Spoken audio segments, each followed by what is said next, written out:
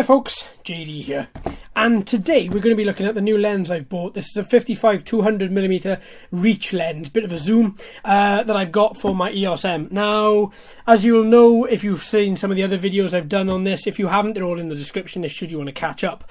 I've got three lenses, well two to date. I've got my standard prime, I've got my 18x55, and I've just recently bought the 55x200. And what I'm hoping this is going to give me, I was fortunate, well what I know it's going to give me in fact, I was fortunate enough to use a friend's lens that he had for his EOS M, and it was by far, it was the same, the 55x200. And he said, look mate, before you buy it, he said, see if it does what you want. So we were out doing on a photo shoot a couple of weeks ago, and he brought it with him, and I decided to use it, and I was that impressed by what it actually gave me and its actual reach that I thought that I would actually buy it.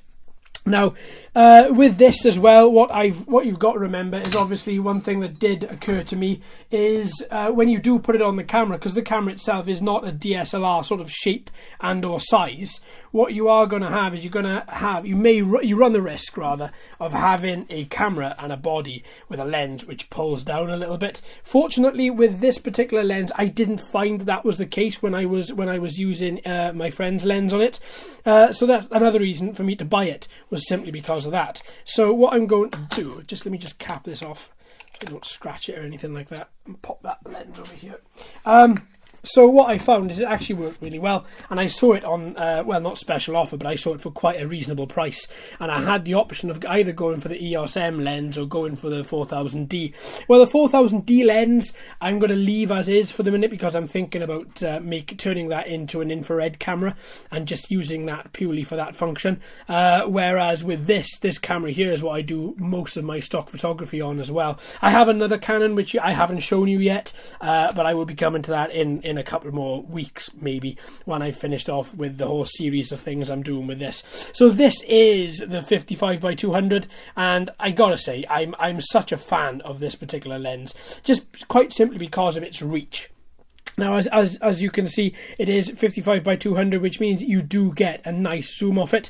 And here are a couple of photos I've taken with the 55x200. Not this particular one, as you just saw. I just unboxed it, but I took it with my friend's lens when he let me borrow it a couple of weeks ago.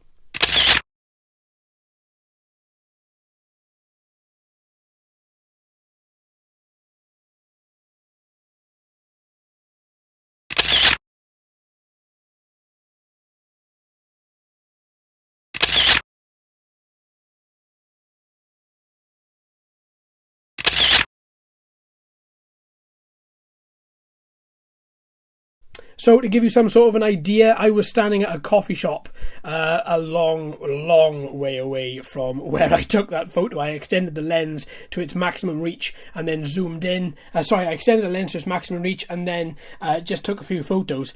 And I was astounded because you had that crystal clear, really, it was on standard priority, not shutter or aperture, just standard auto for those particular photos you've just seen. And I was astounded at just how well it worked. So that's why I thought I'd invest in it, and it does work very, very well. So what I'm going to do, I am just going to pop it on the camera, and the overall sort of, there we go, let me just cap that off.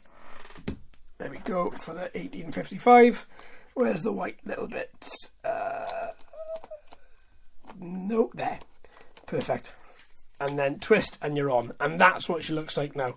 So you have a really nice reach on that camera, which gives you a hell of a lot of focus, and gives you just a really, really nice, there we are, this is on aperture priority. I think I'm a little bit too close to everything to be able to zoom in, but quite literally, yeah, I'm too close to everything. But it gives you such nice reach. You haven't got to walk hardly anywhere.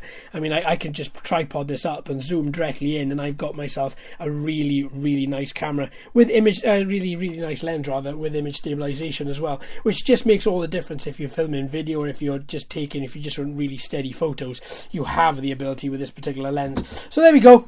Not a very long video today, folks, but I just wanted to show you the new lens that I've got, and just to carry on with the particular type of videos that we're doing here with the with the DSLRs and the different Canons. Now, as I say, I've got another Canon which I have here. I haven't shown you yet. I'm going to be unboxing that in a couple of weeks, and we're going to go through there and see exactly what we think of that. And I'm going to be doing some sort of comparisons side by sides and seeing where we leave off there. All right, my friends. Well, thanks ever so much for watching and listening. I've been JD. You've been fantastic as always. If you haven't already, please like and subscribe and ring that bell too. Hello and welcome to all the new subscribers. I hope you're enjoying the channel. So until next time, my friends, happy photography.